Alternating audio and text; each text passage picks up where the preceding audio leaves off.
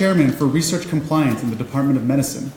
He has been involved with inhaled substance abuse research for the past 30 years, and within this field has directed a combination of basic research, animal studies, and human clinical research focusing on the toxicology of inhaled marijuana and the biologic effects of delta-9 THC on the immune system. Everyone give a big warm welcome for Dr. Michael Roth.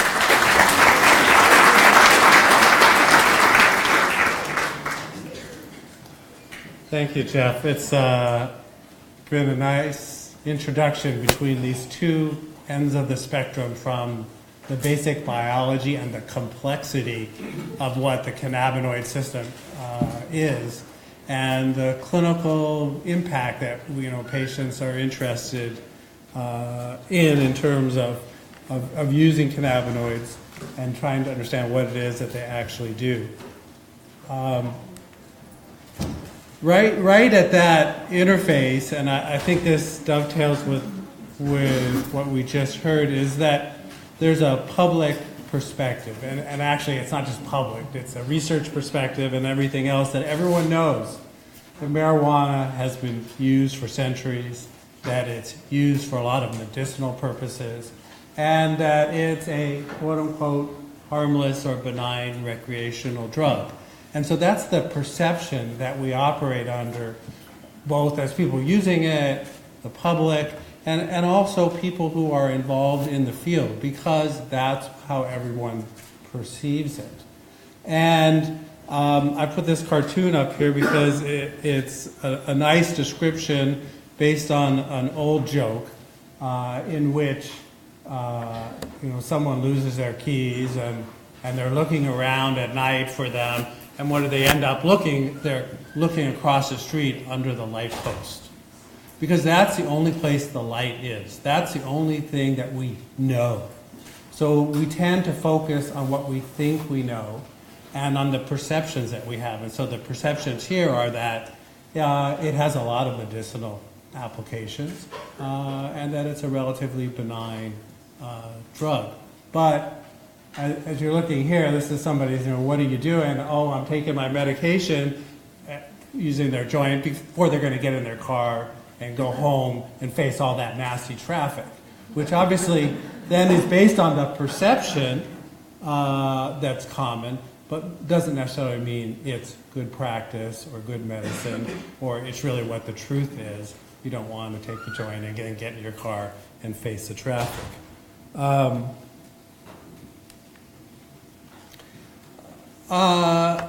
I think one of the perspectives that is important from the research component of practical marijuana use is the idea that marijuana is a delivery device. And it's really based on what we should all know in our hearts, even if it's not what we do, is that tobacco is a delivery device. Tobacco smoking is used to deliver an addicting drug for profit. Doesn't really have any other great useful benefits inherent to tobacco smoking. It's a delivery device. And marijuana, smoking marijuana, or taking marijuana extract and using it another way, if we think of it from this kind of abstract perspective, it's a device to deliver cannabinoids. So in order to understand what it does and how it works, we have to not focus so much on what we think we know about marijuana and its use, but more on the fact of what we need to know about a delivery device that is delivering, as we've heard, 100+ different cannabinoid molecules, of which are in varying representation in different strains and cultivations and formulations of marijuana and pot. So we need to think of it from the biologic perspective of understanding that biology as a delivery device. What is it that we're actually delivering? And then how do we need to study what that delivered stuff does to the body? So it's a little bit different perspective from the clinical one. I think we also kind of heard at the end of Ziva's talk also a lot of questions focused on why don't we have a lot more research? Why don't we try inhaled pure components and study them and do a lot of testing? And that has to do with one of the reasons that we've I think, started the affinity group in cannabinoid research and are having this symposium here, is that it's a very difficult process and very few people do it. You have to have the ideas, the facilities, the institutional resources and support. You have to, at the same time, have the outside funding and finances to do it.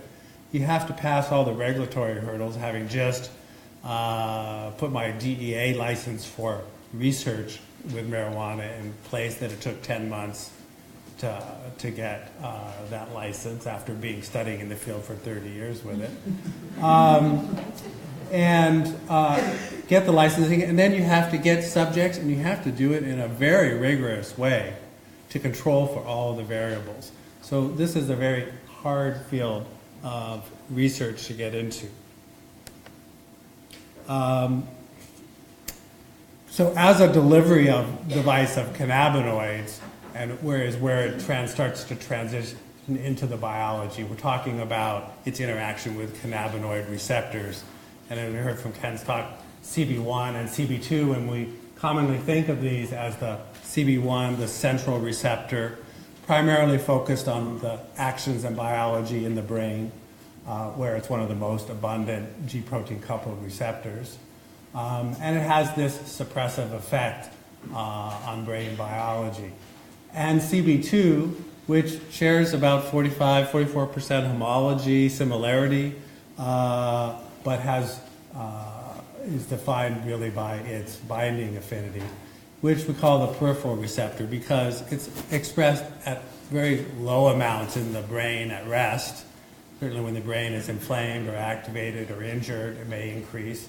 But CB2 receptor is expressed at a higher abundance in peripheral organs. And in my particular interest in the immune system, which is the peripheral tissue organ site that has the highest expression of the CB2 cannabinoid receptors, and one of the natural reasons to think why there's an effect of marijuana and cannabinoids on immune function. So there are hundreds of papers, and they're relatively uniform in their findings. So rather than going through a lot of the literature, I really can kind of just summarize that there is clear and reproducible immune suppression that occurs when you use either THC and most other cannabinoids that activate or agonists of the CB2 receptor. It's a clear suppression of the immune system. It occurs in animals, and when you administer cannabinoids to them, and it occurs to humans and human cells when you study them in the laboratory.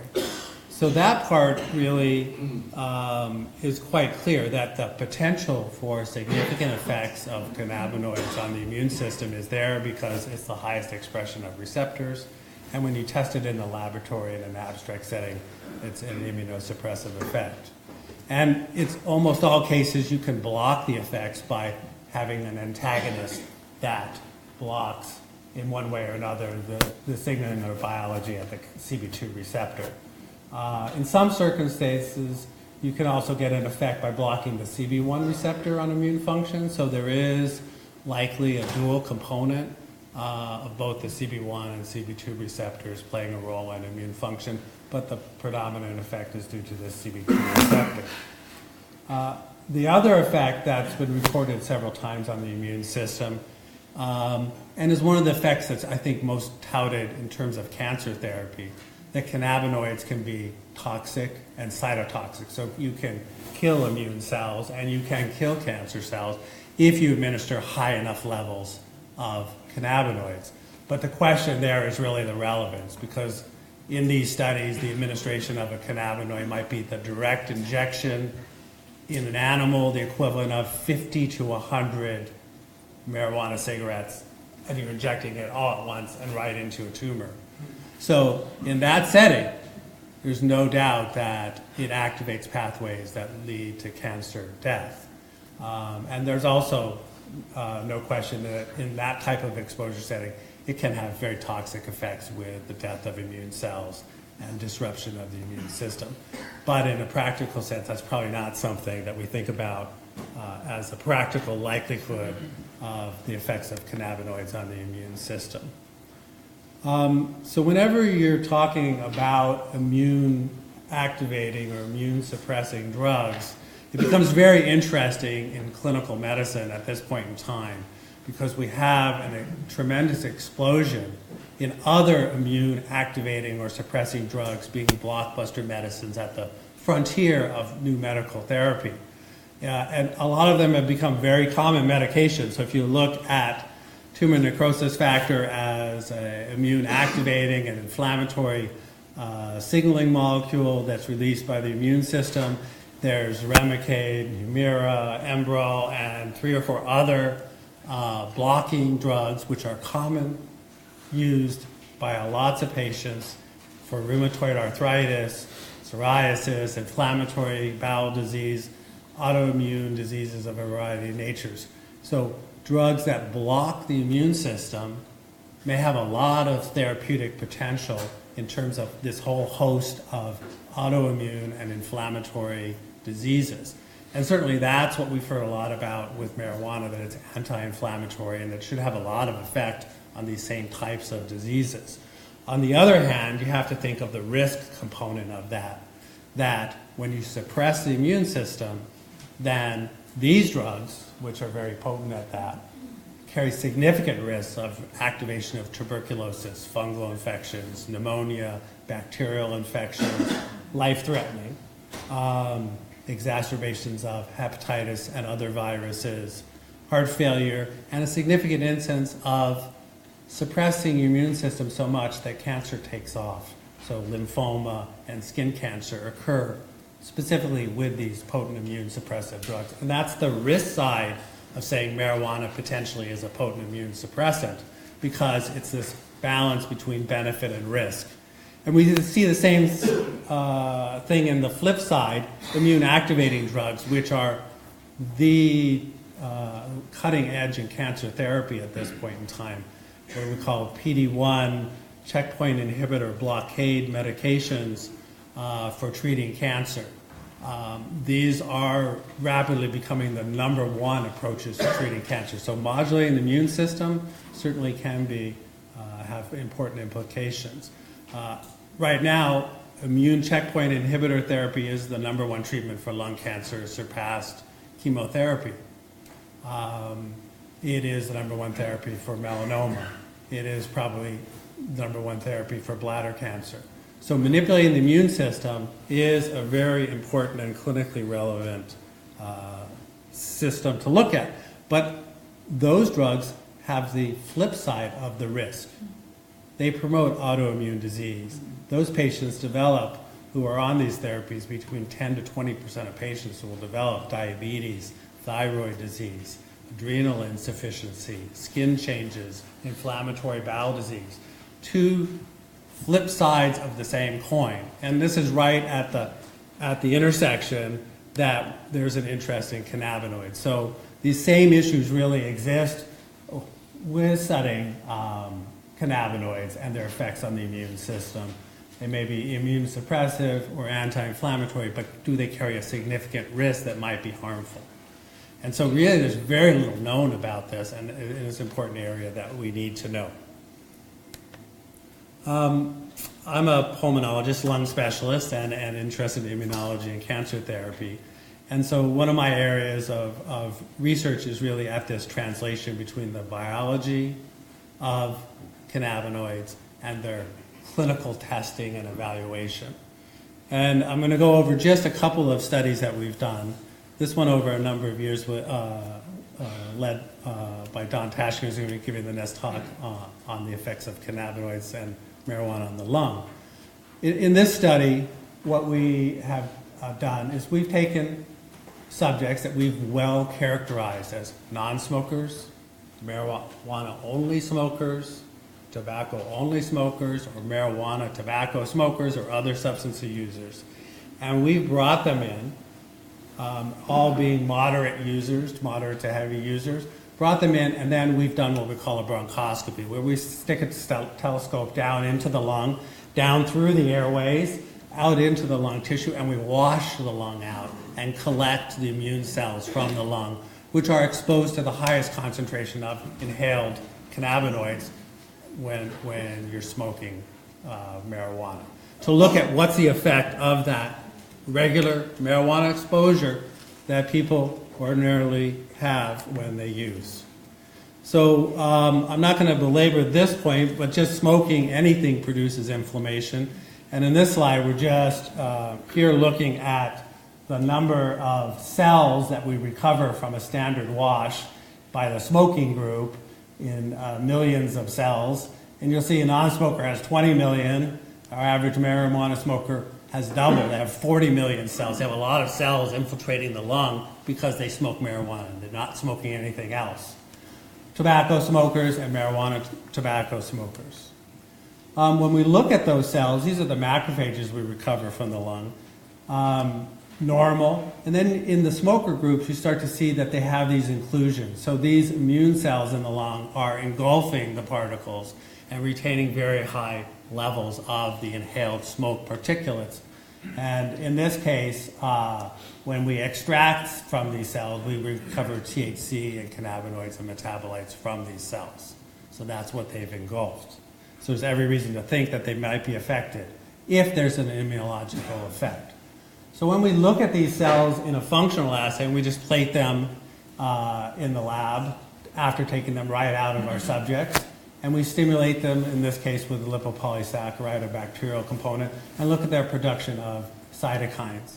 And here we see that the cells recovered from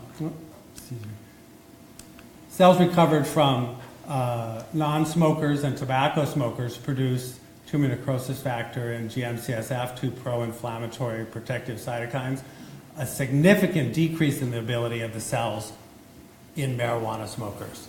So this is not manipulating them, exposing them to any cannabinoids in the laboratory, just taking them out from individuals who smoke and testing them. And they are deficient in their capacity to produce these protective cytokines. On the other hand, immunosuppressive cytokine, TGF-beta, was normally produced. So there does appear to be, in these subjects who are regular smokers, an immunosuppressive effect that is turning off protective, pro-inflammatory cytokines, but not suppressive cytokines. We took these cells and we just threw in Staph aureus, common bacteria that is especially relevant in lung, pneumonia. What we see is that when you take non-smokers, we're looking at bacterial killing over 120 minutes, and they nicely kill the bacteria. When we inhibit nitric oxide, one of the mechanisms by which they kill it, it reduces their killing. When we look at the marijuana smoker, they don't really effectively kill Staph aureus. So not only do they not producing the protective cytokines, but they're not actually able to kill bacteria in an effective manner. We block the mechanism that they might use to kill. There's no effect, because then this is just looking at expression of nitric oxide synthase, inducible nitric oxide synthase, that in the marijuana smoker cells, they don't produce it. Whereas in exposure to Staph aureus, normal cells do. So this all fits, again, with a pretty convincing evidence, and one of the few convincing evidence that there is in human studies of an immunosuppressive effect in marijuana smokers. And I think we're going to have a few minutes left. This is just looking at actually taking fresh monocytes from a normal person, incubating them with THC in the laboratory has the same effect. So this appears to be mediated primarily by THC. All right, let me just go on. So we thought if this is immunosuppressive, we wanted to look at a practical application. What could this really do? How potent is this to the immune system? And so we developed an approach to look at modeling responses to vaccines. How does the immune system respond to a vaccine? And would a marijuana smoker have a normal response to a vaccine, or would their immune system be so suppressed that they don't mount a normal response to a vaccine, which would raise concerns about their ability to respond to infections or cancer or other things? So we take antigen-presenting cells in this assay, which are the dendritic cells, T cells from the same person, from a person who's been vaccinated to hepatitis B. We co-culture them, and we see just in the normal setting whether or not dendritic cells are able to stimulate T cells to respond to hepatitis B. And in the normal setting, the more stimulatory dendritic cells, the more T cells proliferate in response to the hepatitis B. If you take antigen-presenting cells that have never been exposed to hepatitis B, they don't stimulate a response. This is just a confirming. If we take dendritic cells that were co-cultured during their generation with THC, and then we looked at their ability to stimulate T cells to respond to hepatitis B, dramatically suppressed. So here's the normal, here's the dendritic cell that was exposed to THC. It's dramatically suppressed. Would fit along with what we saw in the lung. This is just taking cells in the laboratory. Just to keep on track of our time here, the animal models also suggest the same kind of effects occur and might be very significant. This was one animal mouse model done by a group in Florida where they gave one injection of THC, 4 milligrams per kilogram, and then they immunized the animals with an infection, Legionella pneumophilia, Legionnaire's disease infection. But they gave them a small dose to vaccinate them, not a lethal dose. Came back 3 weeks later, no other treatment, they just got one dose of THC and a dramatic effect on their ability to respond, suggesting that, again, in these animal studies, we see this very significant effect. So we wanted to set up a human study. Would there be a practical effect? And I think what we did here was we took marijuana smokers and non-smokers. We brought them into our unit and we vaccinated them with hepatitis B vaccine. These were people who had never been exposed to hepatitis B or hepatitis B vaccine. They got a vaccination on day 0, at 1 month, and 6 months. And if they were marijuana smokers, they smoked 4 joints over a 24-hour period, and they were vaccinated in the middle to make sure they really had a significant exposure to marijuana, as well as their home use, because these were daily, regular users. Non-smokers did not get any marijuana exposure. And we wanted to see, this is a real-life test. Will marijuana smokers who get vaccinated have an impact on their vaccine response? The in vitro laboratory studies suggest they should.